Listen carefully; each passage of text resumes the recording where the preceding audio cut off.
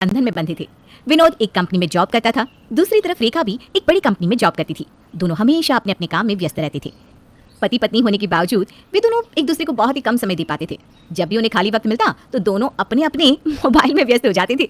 फिर एक दिन रेखा की सास सरला उससे कहती है, बहू आज पास वाले मंदिर में एक बहुत बड़ी पूजा है। हर साल 9 दंपति उस पूजा में शामिल होते हैं। तू और विनोद दोनों मेरे साथ पूजा में चलो।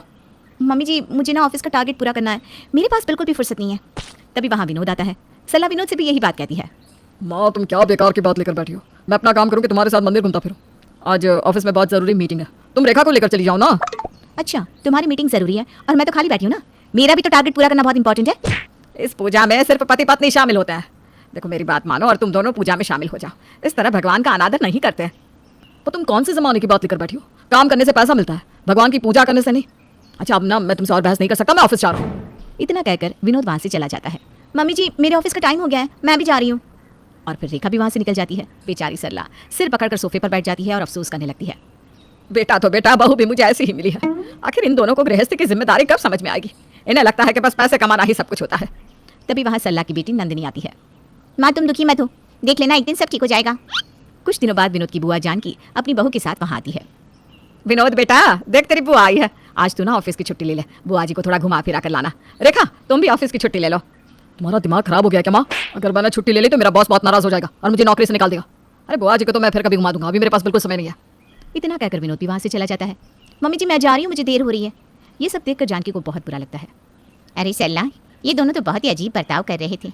ऐसा लगता है जैसे पूरी दुनिया में सिर्फ यही दोनों काम करते हैं। अरे इंसान को काम के साथ साथ घर की जिम्मेदारी भी तो समझनी चाहिए। रिश्तेदारों से कैसी बात करनी है, कैसे मिलना है, थोड़ा इसकी भी तो तमीज़ होनी चाहिए ना। तुम ठीक कहते हो, लेकिन मैं क्या करूँ, ये दोनों तो बस हर वक्त अपने काम में मगन रहते हैं। चल ठीक है, तुझसे और भैया से मिलना था सो मिल लिया, मैं तो अब जा रही हूँ। उसके बाद जानकी अपनी बहू के साथ वहाँ से चली जाती है। इस तरह देखते देखते कुछ महीने बीत जाते हैं और फिर एक दिन मोहल्ले की सभी औरतें सरला के सामने रेखा और विनोद के बारे में बात करने लगती है। सरला तेरी बहू को आए पूरे 2 साल हो गए, लेकिन अभी तक उसने तुझे पोता नहीं दिया। अब तक तो कम से कम उनका एक बच्चा हो जाना चाहिए था ना। हाँ तेरी बहू कुछ ज़्यादा ही मॉडल बनती है। अरे काम करना ठीक है, लेकिन गृहस्थी भी तो चलाना है। हम समाज में रहने वाले लोग हैं, हमें यहाँ के हिसाब से चलना पड़ेगा ना। सारी गलती ना सरला की है, शादी से पहले इसे अच्छी तरह सोच समझ लेना चाहिए था।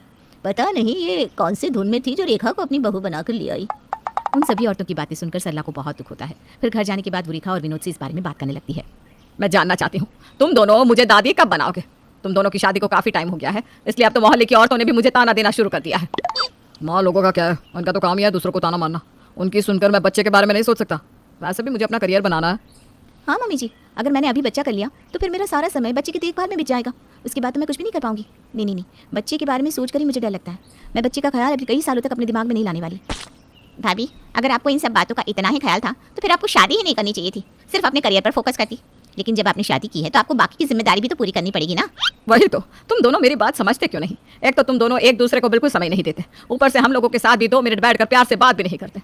आखिर ऐसी जिंदगी भी कोई जिंदगी है? तुम चाहे कुछ भी कहो माँ, मुझे इन सब बातों से कोई फर्क नहीं पड़ता।